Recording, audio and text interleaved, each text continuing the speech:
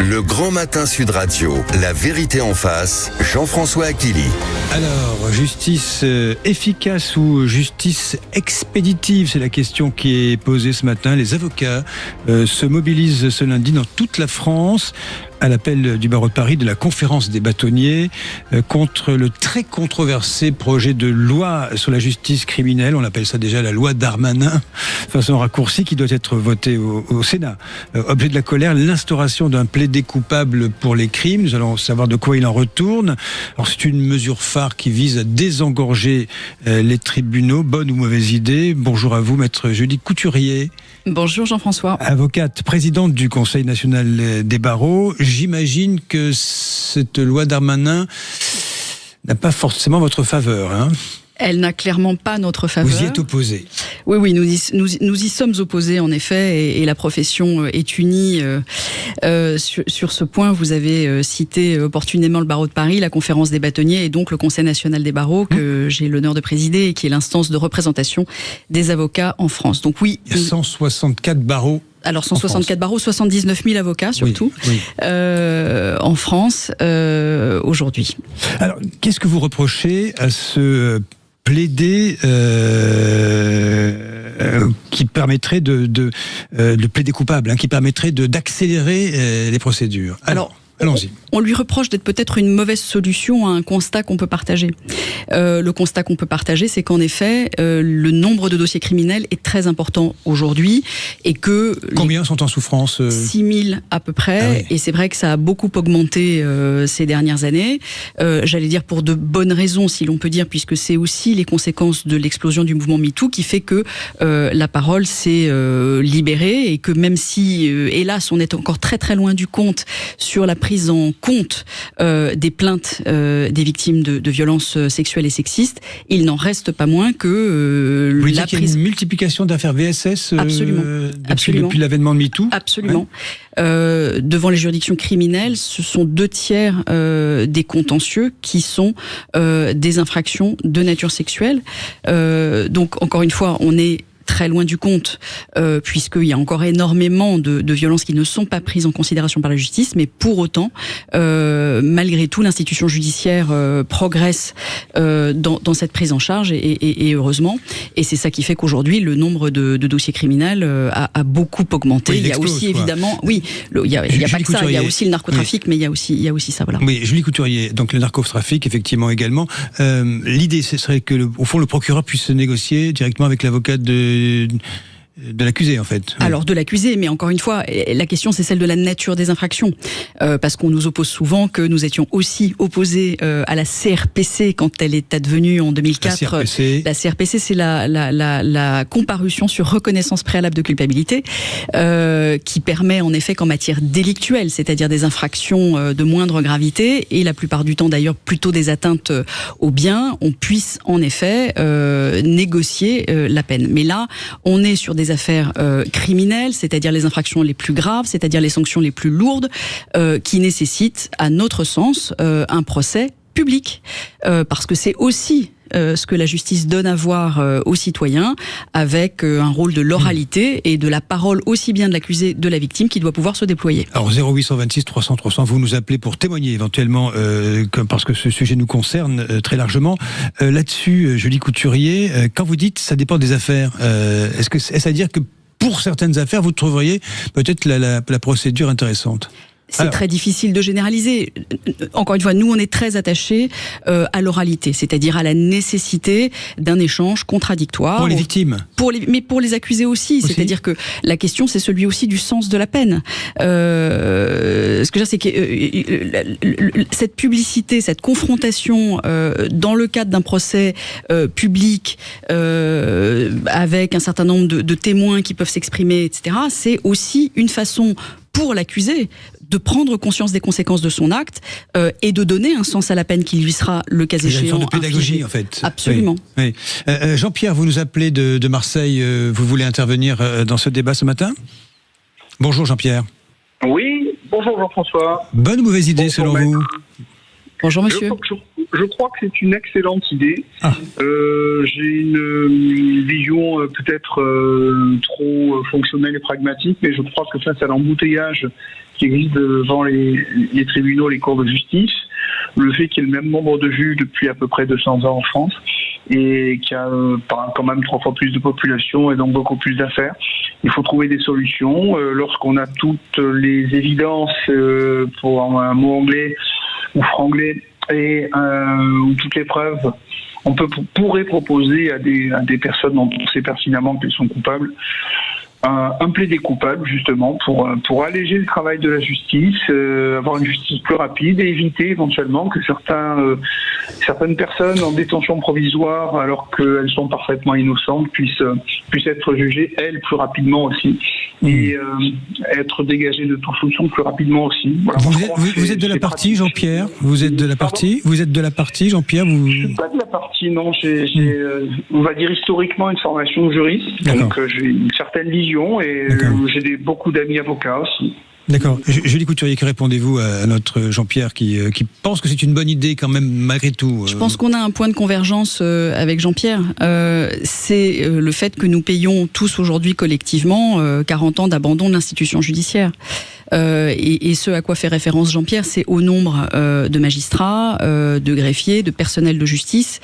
Et le sujet, il est là. Alors, moi, encore une fois, je n'attaque pas les hommes, j'attaque les idées. Donc, je comprends le pragmatisme de notre garde des Sceaux qui cherche des solutions.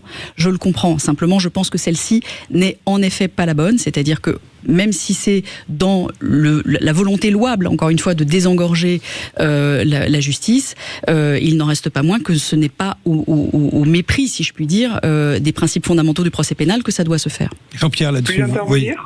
Allez-y. Je vois pas de quel mépris il s'agit, dans la mesure où on aurait quelqu'un qu'on ne contraindrait pas à plaider coupable. Je comprends pas le mot de mépris dans ce débat. Alors, on parle d'un sentiment, alors que là, il s'agit simplement de faits. Donc, une personne qui accepterait de plaider coupable, en quoi elle est méprisée ? Alors, non, c'est pas la question du mépris. Ce que je dis, c'est que c'est on va dire, pour l'exprimer autrement, que c'est au détriment des principes fondamentaux du procès pénal. Sur la question de l'accord, en effet, de l'accusé et de l'absence d'opposition de la victime, c'est vrai que là-dessus, notre position est qu'en réalité, on tord le bras en réalité de l'accusé et de la victime, compte tenu en effet des délais de procédure qui ont actuellement cours. C'est-à-dire qu'un accusé, en effet, compte tenu des conditions dans lesquelles, le cas échéant, il sera détenu, pourra avoir la tentation de faire des aveux de circonstance pour bénéficier de cette procédure. Mais est-ce que c'est véritablement ça, une justice de qualité ? De la même façon, on nous dit... Jean-Pierre, dernière intervention, allez-y. Vous êtes dans une construction intellectuelle, vous parlez par hypothèse. Moi, je crois, par contre, je ne prétends pas savoir, que si quelqu'un sait qu'il est coupable quand il propose... au lieu d'avoir, 30 ans de prison avec, je dirais, 22 ans de peine incompressible, au lieu de ça, on lui dit, ok, mais que 15 ans de peine incompressible, je crois qu'il pourrait éventuellement ne pas être en désaccord, et je vois pas à quel moment on préjudicie aux droits de cet accusé. Et si les victimes sont, la plupart du temps, le procès est aussi thérapeutique, elles sont contentes qu'il y ait un coupable, que le coupable reconnaisse les faits, alors que la fiction selon laquelle les avocats arrivent à acquitter les gens lorsqu'ils sont coupables, ils sont condamnés parfois sans jamais avoir reconnu les faits. Les victimes et les parents de victimes ou les enfants de victimes en souffrent pendant des années. Elles n'arrivent pas à avancer, je dirais psychiatriquement quasiment. Donc je vois pas où est le sujet. Bon, en tout cas, nous entendons vos arguments. Merci Jean-Pierre depuis Marseille. Merci infiniment depuis Marseille. Nous allons vous répondre évidemment tout au long de cette émission avec vous, maître Julie Couturier. C'est l'idée aussi qu'on entend souvent, pour rebondir sur ce que dit Jean-Pierre à l'instant, c'est grosso modo, mieux vaut une justice rapide que ce sentiment de pas de justice du tout. Vous voyez, c'est voilà, c'est La question des délais. Encore une fois, et puisqu'on évoque la question de la nuance, il est évident que la question des délais est un vrai sujet.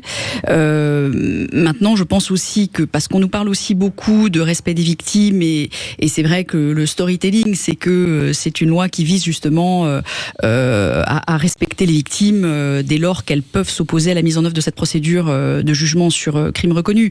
Or, là aussi, quelle est la réalité du consentement des victimes, et est-ce que c'est tellement plus respectueux quelque part de faire peser sur elles les conséquences d'une opposition à la mise en œuvre de cette procédure, en disant soit vous ne vous opposez pas à cette procédure, soit l'infraction dont vous avez été victime sera jugée dans 2 ans, 3 ans, 4 ans. C'est quand même, ça fait peser sur les victimes et sur les parties civiles une charge mentale qu'à mon sens, elles n'ont pas à prendre sur leurs épaules. Même si les victimes en question attendent depuis des années, parfois, avec une espèce immanquablement de sentiment de lassitude qui peut s'installer. Mais encore une fois, est-ce qu'il n'y a pas des solutions peut-être plus dans l'amont de la procédure? Parce qu'en réalité, il faut voir que cette procédure, elle se situe après l'instruction, à un moment où le temps a déjà passé entre la commission de l'infraction et le moment où l'affaire criminelle va être audiencée. Je pense qu'on peut se mettre d'accord sur le fait que les enquêtes pourraient être plus courtes, que les instructions pourraient être plus courtes, qu'il y a peut-être en effet des moyens de préparer l'audience criminelle. Bon, encore une fois, je pense qu'il y a peut-être dans l'amont de la procédure criminelle d'autres solutions que le sacrifice de cette audience pénale et de cette audience criminelle à laquelle on est encore une fois très attaché. Parce que là, nous parlons d'affaires majeures. Imaginons, appliquons cela, le Squarnec, tiens, au hasard. Imaginons une négociation et ce monsieur aurait pu se soustraire à une confrontation publique, un débat classique. Il faut avoir, parce que ça, on l'a beaucoup entendu ces derniers jours. Je pense qu'il faut quand même, là aussi, pour promouvoir la nuance, avoir quand même l'honnêteté de dire que de toute façon, dans un procès comme le Squarnec ou dans un procès comme Pellico, puisqu'on en a aussi beaucoup parlé, cette procédure n'aurait pas pu avoir cours. Inéligible pour un tel procédé. Absolument. Quel serait le curseur finalement? Alors en général, c'est quand il y a un accusé. Oui. Et quand il y a effectivement une victime ou une partie civile qui s'est déclarée. Donc, ce sont effectivement pour des affaires qui ne sont pas aussi massives que les deux affaires. Donc, c'est le mauvais exemple en réalité pour évoquer ce. En tout cas, c'est pas un bon exemple pour en effet le contester. La mobilisation des avocats, elle vous paraît massive aujourd'hui là-dessus? Il y a vraiment un vent de contestation par rapport à cette loi Darmanin qui se profile. Il y a un vent de contestation très fort et je dois le dire qu'il n'est pas un combat corporatiste. C'était la suite de ma question. Oui, parce qu'en réalité, pour les avocats, il n'y a pas véritablement d'enjeu, enfin je vais le dire de façon un peu familière, mais il n'y a pas d'enjeu de business. C'est pas ça le sujet. Je pense qu'on est là, on se bat véritablement pour les principes fondamentaux du procès criminel. Oui, nous aurons dans un instant en ligne Nicolas Bastuc, qui est notre journaliste à l'hebdomadaire Le Point, rédacteur en chef droit et justice, spécialiste de ces questions-là, qui intervient régulièrement dans cette émission La Vérité en Face, qui portera peut-être la contradiction avec vous. Encore une question, la question qui est posée, maître Julie Couturier, c'est d'accord, mais qu'est-ce qu'on fait alors ? Alors c'est toute la question. On va y revenir encore après la pause, mais je l'amorce dès à présent. Qu'est-ce qu'on fait ? Ben oui. J'évoquais des pistes sur l'amont de la procédure, sur éventuellement les délais d'enquête, sur les délais d'instruction, sur la préparation des audiences criminelles, et puis la question des moyens, même si je sais que les efforts ont été... Mais évidemment, même si c'est des questions d'effectifs, c'est des questions de salles, c'est des questions de la lenteur de l'institution judiciaire à s'adapter à l'augmentation du contentieux. Votre auditeur le rappelait tout à l'heure, le nombre de magistrats a augmenté très faiblement, alors que les contentieux explosent. Oui, vous avez dit 79 000 avocats. 79 000 avocats. Là, pour le coup, ça fonctionne. Il n'y a pas de déficit, mais c'est l'appareil judiciaire en face qui justement est en train de faillir. Oui, 9 000 magistrats, ça a très peu augmenté. Encore une fois, des efforts sont faits, il faut les reconnaître, des efforts budgétaires, des efforts d'effectifs, et on est parfaitement conscient et lucide sur le fait qu'on ne forme pas les magistrats en 2 minutes, ni les greffiers, ni les personnels de justice. Allez, vous restez avec nous, Julie Couturier. Maître Couturier, vous dites non à cette loi Darmanin qui se profile. c'est cet article phare qui mobilise essentiellement les avocats. Nous verrons le point de vue dans un instant de Nicolas Bastuc de l'hebdomadaire Le Point, tout de suite pour la suite de La Vérité en face sur Sud Radio. Le Grand Matin Sud Radio, La Vérité en face. Jean-François Akili. Avec maître Julie Couturier, avocate, présidente du Conseil national des barreaux, sur cette mobilisation des avocats en France contre la loi Darmanin et son article phare, le plaider coupable. Bonjour à vous, mon cher Nicolas Bastuc.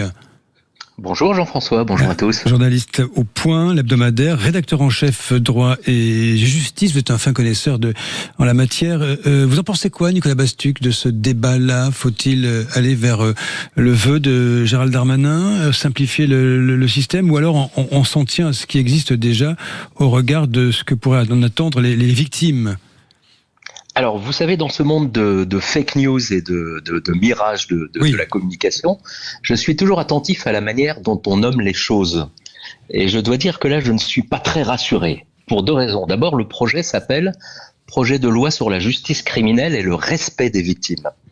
Et moi, je me demande où est le progrès et où est le respect des victimes dans ce projet qui va les priver d'un procès, de l'occasion de s'expliquer, de se confronter, d'évoquer leurs préjudices, de plaider leur cause.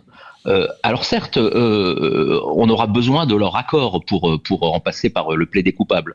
Mais moi, j'imagine déjà les pressions qui pourront s'exercer sur elles, et le procureur qui pourra dire à leur avocate « Écoutez, c'est ça dans 6 mois, ou alors un procès dans 5 ans ». Voilà. Donc moi, ça m'énerve un peu, cette manière de mettre constamment en avant la victime. Moi, je dis qu'elle a bon dos, la victime, parce qu'elle est assez maltraitée par l'institution judiciaire, et pour autant, on en fait toujours un alibi. Ce serait une double peine, en quelque sorte, à vos yeux. Oui. Et puis, alors, l'autre manière de mal nommer les choses, et donc, comme disait l'autre, d'ajouter au malheur de la justice, c'est d'appeler cette procédure de jugement des crimes reconnus. Alors effectivement, si on considère qu'un jugement, c'est simplement rendre une décision, ça colle. Mais pour moi, un jugement, c'est quand même un processus qui conduit à une décision, mais après un procès équitable, contradictoire. Voilà. Or, ce procès disparaît. Alors, pour répondre à votre question, moi, je ne suis pas forcément contre le principe d'un plaider coupable, même au criminel, mais pas dans ces conditions, pas dans cette précipitation. Vous vous rendez compte quand même, ça bouleverse 2 siècles et demi de tradition juridique. Il y a d'abord eu l'effacement du citoyen dans les cours criminelles départementales, et aujourd'hui c'est l'effacement du débat. Un procès, c'est quoi? C'est un accusé qui est confronté à la société, qui lui demande des comptes. Mais c'est aussi un procès des clés de lecture pour comprendre le phénomène criminel, certains phénomènes comme par exemple les violences intrafamiliales, la notion d'emprise, etc. Oui. C'est aussi le droit au public d'être informé sur la manière dont la justice se rend. Et tout ça disparaît. Pourquoi en réalité? Pour des impératifs de pure gestion. On a 6000 dossiers à traiter, on n'a pas su anticiper la manière de les juger, et de façon expéditive, on sort du chapeau quelque chose qui mériterait au moins un peu de réflexion et de méditation. Maître Julie Couturier, vous êtes d'accord avec Nicolas Bastuc, j'imagine? Je suis évidemment d'accord avec Nicolas Bastuc. Évidemment, et c'est ce que je disais tout à l'heure sur, en effet, la nécessité et l'effet cathartique du procès pénal qui est indispensable aussi bien pour l'accusé que pour la partie civile. Et c'est ce que j'évoquais sur notamment la pression du temps, c'est-à-dire le transfert de charges qu'on fait peser sur la victime qui va... si elle s'oppose à la mise en œuvre, parce qu'en fait on ne demande pas son accord, on lui permet, lorsque l'accusé et le parquet sont d'accord, de s'opposer. On lui donne 15 jours pour, le cas échéant, s'opposer à la mise en œuvre de cette procédure. Ça veut dire que on fait peser sur elle, en effet, et par l'effet de la contrainte du temps, la responsabilité du retard d'audiencement. Et c'est en réalité, à mon sens, et je rejoins là-dessus complètement Nicolas Bastuc, le contraire du respect qu'on doit aux victimes. Nicolas Bastuc, vous disiez à l'instant, vous n'êtes pas totalement opposé à cette loi Darmanin. Y a-t-il en la matière peut-être certains dossiers qui pourraient passer par cette négociation-là, à vos yeux? Ce que je dis, c'est qu'on peut éventuellement y réfléchir. pour certaines affaires, mais pas avec cette précipitation. Vous vous rendez compte que il est prévu donc en cas de plaidé coupable une procédure, une audience d'homologation qui durerait une demi-journée, au cours de laquelle un juge du siège, d'une certaine manière, validerait la transaction qui aurait été trouvée entre le parquet et l'accusé. Mais dans le texte, il n'y a rien. On ne sait pas comment va se dérouler cette audience d'homologation, qui va pouvoir y prendre la parole, comment ça va se passer, est-ce qu'il y aura des voies de recours. Voilà, donc c'est une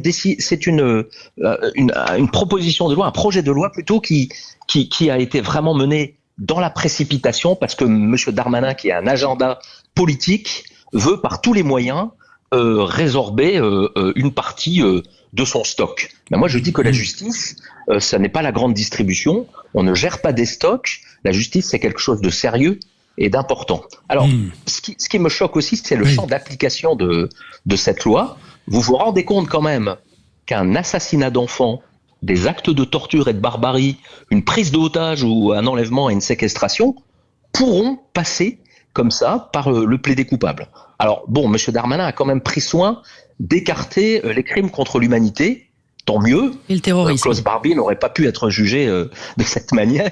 La criminalité organisée, en effet, et le terrorisme. Oui. Mais tous les autres crimes passibles de la perpétuité, voire de la perpétuité incompressible, pourraient théoriquement être jugé comme ça, de cette manière. Et moi, je trouve que c'est extrêmement grave de sortir comme ça du chapeau un projet aussi rapidement, sans concertation, sans que la société ait pu y réfléchir, sans que les professions du droit, mais pas seulement les professions du droit, les citoyens aient pu s'exprimer là-dessus. Julie Couturier, pour rebondir et pour prolonger ce que dit à l'instant Nicolas Bastuc, est-ce que si on pourrait imaginer l'établissement d'une liste de types d'affaires qui seraient hors le champ de ce plaidé coupable, à quel niveau, à quelle jauge, si je puis dire, pardon de parler de façon aussi triviale pour souvent des crimes particulièrement tragiques, qu'est-ce qu'on pourrait imaginer, dire ça oui, ça non, voilà. Alors, la commission des lois du Sénat a déjà commencé, si je puis dire, ce travail. Il faut là aussi le reconnaître, puisqu'il y a un certain nombre de crimes qui ont été sortis du champ de cette procédure de jugement sur crimes reconnus, notamment tout ce qui concerne les mineurs, viol aggravé sur mineurs, de ce type d'infraction. Si vous enlevez les VSS, au fond, il ne restera pas grand-chose. À ce stade-là, effectivement, nous, notre position est effectivement une position d'opposition claire et nette, tout simplement à cette procédure, et donc totale. Donc on n'est pas à discuter des termes. C'est vrai qu'on regrette, je le dis, puisque Nicolas parle de précipitation, mais c'est clair que c'est une réforme qui s'est en tout cas construite sans concertation, incontestablement. Oui, Nicolas Bastuc, pour clore cet échange, là ça va au Sénat. Il y a une mobilisation, vous allez nous dire. Aujourd'hui, nous sommes. Oui.